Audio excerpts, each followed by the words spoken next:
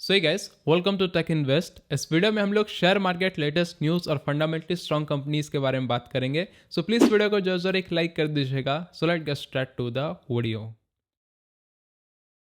सो as usual सबसे पहले news देखेंगे, उसके बाद फिर कंपनीज के ऊपर हम लोग आते हैं। तो सबसे पहला न्यूज़ निकल कर आ रहा है केमिकल सेक्टर से, और ये एक बहुत ही बुरी खबर है।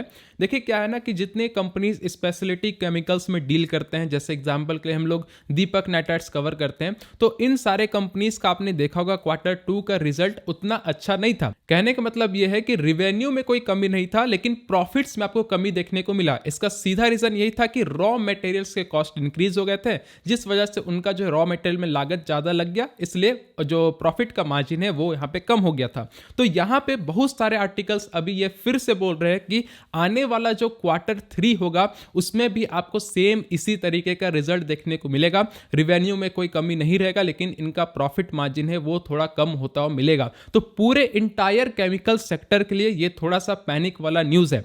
लेकिन मैं आपको एक बात बताना चाहूंगा, जैसा कि एशियन पेंट में भी सेम यही हिसाब हुआ था। तो एशियन पेंट ने अपने पेंट के प्राइस को इंक्रीज कर दिया, यानी कि प्रॉफिट अब उनका ज्यादा आना है, तो एक तरीके से लेबल हो चुका है। लेकिन हम लोग जहां तक दीपक नाइट्राइट्स कवर करते हैं, हम लोग इनके कंपनीज के प्रोडक्ट को नहीं देख सकते, क्योंकि ये रॉ मटेरियल में डील करते हैं। तो हो सकता है कि ये लोग भी अपने प्रोडक्ट के प्राइस को, यानी कि जो भी ये मैन्युफैक्चर कर रहे हैं उसे इंक्रीज कर देंगे, तो प्रॉफिट का जो मार्जिन है वो यहाँ पे लेबल हो जाएगा। तो आने वाला क्वार्टर हो सकता है प्रॉफिटेबल रहेगा। लेकिन जहां तक तो न्यूज यही आ रहा है कि Q3 में ऐसे ही कुछ होने वाला है। अब कुछ लोग दिमाग यहां पे ये लगाएंगे कि भाई जब ऐसा न्यूज आ गया है, Q3 खराब आने ही वाला है, तो क्यों ना अभी हम लोग सेल करके निकल जाते हैं, फिर जब खराब होगा तो डेफिनेटली नीचे आएगा। तो इसका मैं आंसर आगे भी जो कंपनी कवर करूंगा केमिकल सेक्टर का, उसमें आपको अच्छे से एक्सप्लेन कर दूंगा क्या यहां पे करना है और कैसे ये कंपनी हैंडल करेगी, सारा मैं कवर कर दूंगा। तो ये सबसे पहला न्यूज था जो इंटायर केमिकल सेक्टर के लिए यहां पे बात किया जा रहा है। दूसरा न्यूज़ है कि निफ्टी का रीबैलेंसिंग यहां पे होने वाला है। इसका मतलब यह हुआ कि कुछ कंपनीज निफ्टी से आउट किए जाएंगे और कुछ कंपनीज को इन किए जाएंगे। तो देखना ये रहेगा कि कौन कौन से कंपनी में ऐसा होता है। तो डेफिनेटली वही कंपनी आउट होने वाले हैं जिनका फंडामेंटल एकदम खराब है, जो प्रॉफिट नहीं बना रहे। तो आप अपने हिसाब से देख लीजिए, आप जो कंपनीज चूज करते हैं वो फंडामेंटली स्ट्रांग है या नहीं। देखिए निफ्टी जब किक आउट कर सकती है कंपनीज को, तो आपको भी किक आउट कर देना ही चाहिए। आपको भी अपने पोर्टफोलियो को बैलेंसिंग डेफिनेटली करना चाहिए। तो इसमें जरूर एक बार आप लोग भी सोचेगा। तो न्यूज वैसा आज कुछ खास नहीं, दो न्यूज था मैंने कवर कर दिया है। कोविड का प्रेशर डेफिनेटली मार्केट में थोड़ा बहुत रहेगा, लेकिन कोविड का प्रेशर खत्म भी होता हुआ मिल रहा है, क्योंकि ग्लोबल मार्केट से साइन बहुत ही अच्छे मिल रहे हैं। खैर ठीक है, लेकिन आपको ये सोच समझ के ही चलना है। तो चलिए हम लोग आते हैं एज यूजुअल अपने कंपनीज के ऊपर। तो हम लोग लार्ज कैप कंपनीज हैं स्टार्टिंग में कवर करेंगे। तो आज सबसे पहले हमारे पास डिविस लैब है। देखिए डिविस लैब में कुछ लोग कमेंट कर रहे हैं कि भाई ये लगातार गिरते जा रहा है, आखिरकार इसके पीछे रीजन क्या है। देखिए ये फार्मा सेक्टर की कंपनी है। जैसा कि मैंने आपको बताया कि कोविड का न्यूज ज्यादा करके बढ़ेगा, मतलब ज्यादा पैनिक मार्केट में रहेगा, तो ये कंपनी ऊपर मिलेंगे। और सेम आपको यही चीज होता मिला था। ये देखो ये ग्रीन कैंडल इसका साफ एग्जांपल है। लेकिन अभी आप रिसेंट करंट के डेज में क्या देख रहे हैं, कोविड का प्रेशर मार्केट से थोड़ा कम होते जा रहा है। तो जब भी ऐसा न्यूज होगा तो फार्मा सेक्टर आपको थोड़ा नीचे ही मिलेंगे, क्योंकि ये कोविड के बेसिस पे अभी इनको ऊपर लेकर के ले जाया गया था। तो सेम वही चीज हो रहा, तो आपको पैनिक नहीं करना। ये सब शॉर्ट टर्म की चीज होती है। डिविस लैब जैसी कंपनी बहुत ही बेस्ट है, कंसिस्टेंट कंपाउंडर है। प्रॉफिट इनका पहले भी हो रहा था, कोविड से पहले भी था, और कोविड के बाद भी डेफिनेटली ये बनता ही रहेगा जहां तक मुझे लगता है। तो जहां तक अब मुझे लगता है 4500 में हम लोग फोकस करेंगे। अगर आपने इस लेवल पे भी फोकस रखा, इस पे कोई भी आपने गलती नहीं किया है। आप लॉन्ग टर्म इन्वेस्टर है, बस होल्ड करेंगे। कंपनी में कोई भी बुरा यहां पे नहीं हुआ है। 4500 में यहां पे फोकस रखा जा सकता है। 35 RSI पे वर्क कर रहा है, फियाजो में एंट्री ले चुका है। बेस्ट कंपनी है, मस्ट हैव, आप डेफिनेटली फोकस में रखिएगा। नेक्स्ट कंपनी पीडीलाइट इंडिया है। लगातार मैं वीडियो बना रहा था कि 2200 के सपोर्ट में आप फोकस रखेंगे, तो जितने लोगों ने फोकस रखा होगा अच्छा खासा तेजी हो चुका है। तो फिर भी मैं बोलना चाहूंगा कि 2200 पे ही फोकस रखिएगा। अगर मिल जाती है तो बहुत ही बेस्ट होना है। 45 RSI पे वर्क कर रहा है, फियाजोन में एंट्री ऑलरेडी ये ले चुका है। ऑल टाइम हाई से जब ये ब्लू चिप कंपनी इतने नीचे मिलते हैं, तो as a long term investor बहुत ही बड़ा आपके लिए अपॉर्चुनिटी होता है। नेक्स्ट कंपनी रिलायंस है। देखो रिलायंस में आजकल ना बहुत ही ज्यादा पॉजिटिव न्यूज सर्कुलेट हो रहा है। कल भी मैंने आपको बताया रिलायंस के बारे में। अगर आपने कल वाला वीडियो नहीं देखा जरूर जाके देखिए, बहुत ही बड़ा गुड न्यूज रिलायंस में आया हुआ है। तो देखो अभी क्या है ना, रिलायंस जो है ग्रीन एनर्जी पे भी काफी ज्यादा फोकस रख रही है और ये मार्केट को बहुत ही पॉजिटिव लग रहा है, क्योंकि आज के डेट में जो भी कंपनीज ग्रीन एनर्जी या फ्यूचर बेस्ड प्लेटफॉर्म में वर्क कर रही है लोगों को काफी पसंद आ रही है। तो रिलायंस उसमें से भी एक है, तो अच्छा खासा तेजी हो चुका है। तो जहां तक मुझे लगता है कि 2400 के लेवल में एक बार फोकस रखा जा सकता है। ऑल टाइम हाई से काफी नीचे मिल रहा है, अपॉर्चुनिटी है 49 RSI पे वर्क कर रहा है।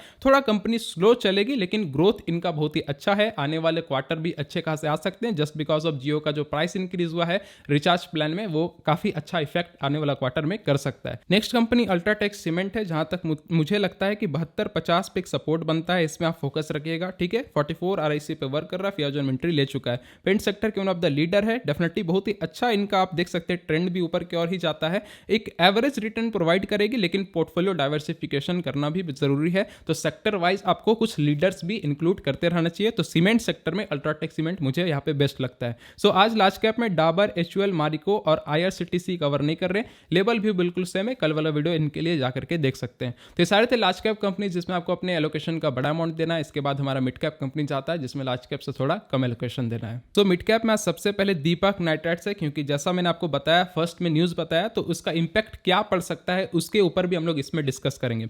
देखो क्या है ना कि आप मार्केट को जो है ना प्रेडिक्ट करने की कोशिश नहीं करिए कि ये मार्केट कैसे कर सकता है। मार्केट अपने हिसाब से जरूर चलेगा।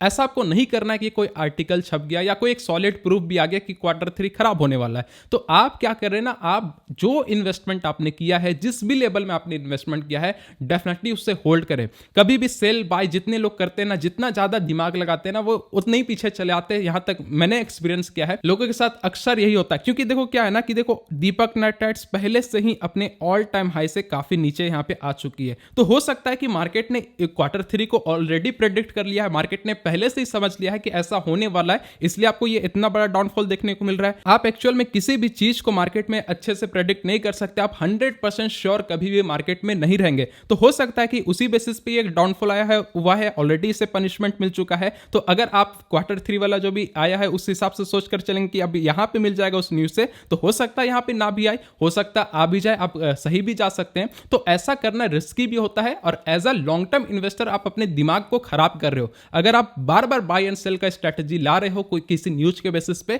तो फिर आप इन्वेस्टर नहीं बन सकते हैं। तो आपको अगर इन्वेस्टर बनना है तो न्यूज बेसिस पे तो अपडेट तो डेफिनेटली आपको रहना है कि क्या कंपनी में हो रहा क्या नहीं हो रहा, वो आपको समझना है। लेकिन न्यूज के बेसिस पे तुरंत बाय कर देना, तुरंत सेल कर लेना, ये इन्वेस्टर का पहचान नहीं होता है। आप मोटा पैसा नहीं बना सकते मार्केट में, इस चीज को आपको समझना होगा। तो अभी तक मुझे जहां तक लगता है कि 2200 पे दीपक नाइट्राइट्स सपोर्ट लेगी, फोकस रखिएगा।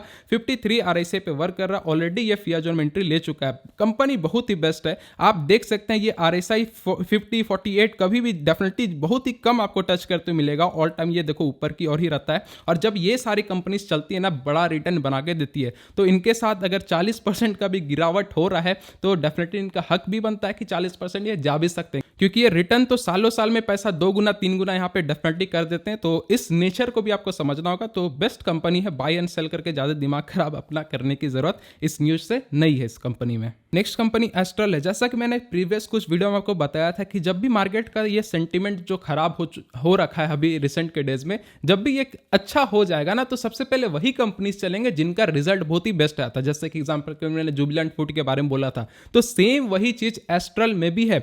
एस्ट्रल का भी Q2 रिजल्ट बहुत ही बेस्ट आया था, नो डाउट मार्वेलस रिजल्ट था। लेकिन देखो अभी भी ये एक ही जोन पे वर्क कर रहा है। तो जब भी ये जोन टूटेगा बहुत ही बड़ा तेजी देखने को मिलेगा। तो जहां तक मुझे लगता है 2200 पे इस पे फोकस रखेंगे। 50 RSI पे वर्क कर रहा है। पाइप सेक्टर की one of the leader company है, कंसिस्टेंट कंपाउंडर है, इसके ज्यादा कहने की जरूरत नहीं है। तो आज मिड कैप में LTI कवर नहीं कर रहे, लेवल भी बिल्कुल सेम है, कल वाला वीडियो जाकर देख सकते हैं। सो मिड कैप कंपनीज थे, लार्ज कैप से कम एलोकेशन देना है। इसके बाद स्मॉल कैप कंपनीज आते हैं जिसमें मिड कैप से कम एलोकेशन देना है। सो स्मॉल कैप में आज सबसे पहले लक्स इंडस्ट्री है। जहां तक मुझे लगता है यहाँ पे एक सपोर्ट बन रहा है जिसे हम लोग 3750 का सपोर्ट बोल सकते हैं, इसमें फोकस रखेंगे। लेकिन जो मेजर सपोर्ट बनता है वो 3500 के लेवल पे ही है। तो इन दो लेवल में फोकस रखा जा सकता है। 47 RSI पे वर्क कर रहा है, फियाज में एंट्री ले चुका है। नो डाउट कंपनी बहुत ही बेस्ट है, फंडामेंटल काफी इनका स्ट्रॉन्ग है, तो आप कंसिडर डेफिनेटली कर सकते हैं। नेक्स्ट कंपनी प्रिंस पाइप है, वन ऑफ द ये भी इमर्जिंग कंपनी में से एक है। जहां तक मुझे लगता है 720 पे एक सपोर्ट लेगी, फोकस रखा जा सकता है। 41 RSI पे वर्क कर रहा है, फियाज में एंट्री ले चुका है। है। तो स्मॉल कैप में आज 2 कंपनी है, इंडिगो पेंट्स कवर नहीं कर रहे हैं, लेबल एंड व्यू बिल्कुल सेम है, कल वाला वीडियो इंडिगो पेंट्स के लिए जाकर देख सकते हैं। तो ये सारे थे फंडामेंटली स्ट्रॉन्ग कंपनीज। तो अगर आपको वीडियो हेल्पफुल लगा प्लीज वीडियो को लाइक करेगा, टेलीग्राम चैनल हमारा जरूर ज्वाइन करिए, लेटेस्ट अपडेट मैं सबसे पहले वहीं पे पोस्ट करता हूँ। टेलीग्राम चैनल का लिंक डिस्क्रिप्शन में मिल जाएगा। आपके फेवरेट जितने भी ब्रोकर्स है लिंक डिस्क्रिप्शन में अकाउंट ओपन आप कर सकते हैं। इस चैनल के लिए बहुत ही बड़ा हेल्प होगा। सो मिलते हैं अगले वीडियो के साथ, तब तक के लिए जय हिंद, जय भारत।